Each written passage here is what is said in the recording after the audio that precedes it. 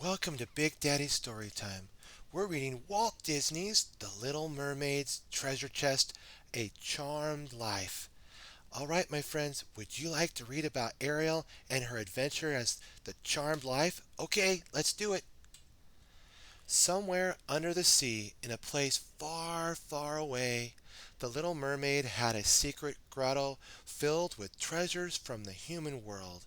There were dinglehoppers, snarl flaps, and even a what's-it or two. Ariel loved to go where there every day just to admire her beautiful things. Sometimes her friend Scuttle the seagull would bring her new things, and today was no exception.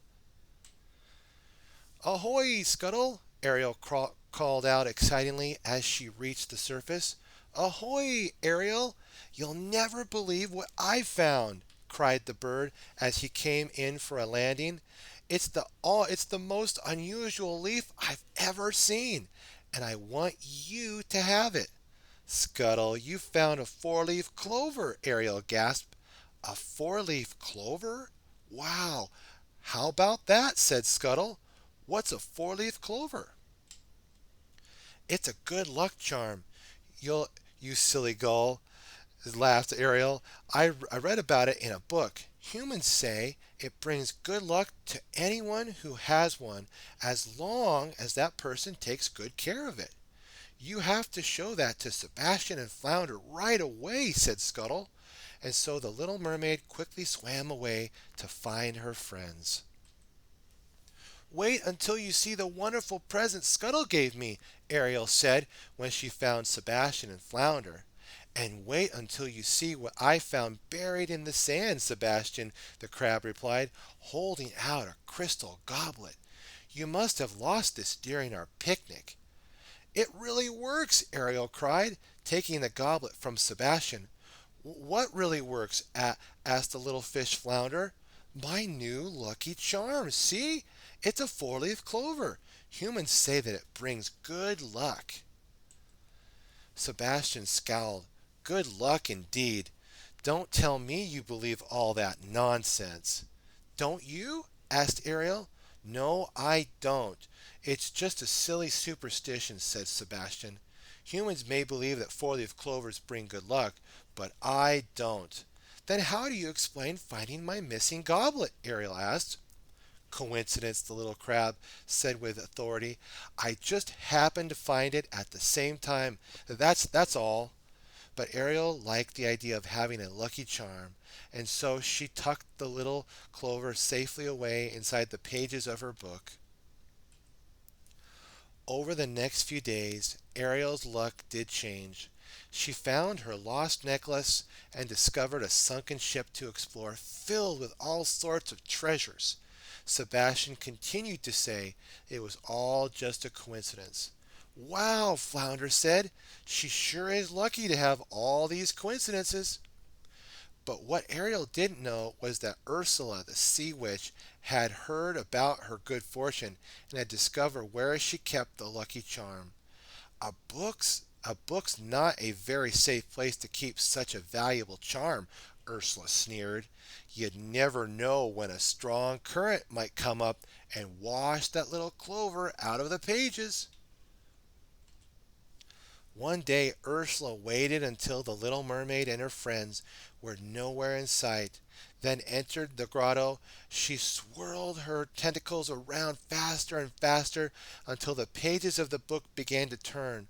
The little clover rose from the current and landed between Flotsam and Jetsam, Ursula's evil pet eels. Ursula quickly scooped up the charm. Finders keepers, she said with an evil laugh. Right, boys? Ariel didn't notice the clover was missing until the next morning. Oh no, she cried. What am I going to do? Maybe it just fell on the floor or something, Flounder said as they started to look. Ariel knocked over her crystal goblet, breaking it into pieces. Now look what just happened. Without my lucky charm, I'll have nothing but bad luck forever.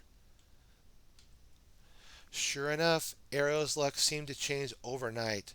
By the next day, she had broken three more glasses and lost her bag of gold doubloons.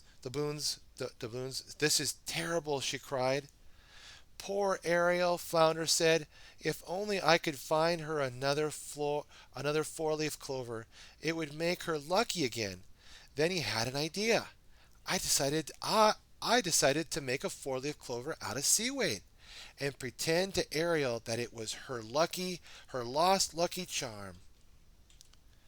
Meanwhile, Ursula, who had the real four-leaf clover, found Ariel's bag of lost doubloons, which had fallen between some rocks outside the grotto.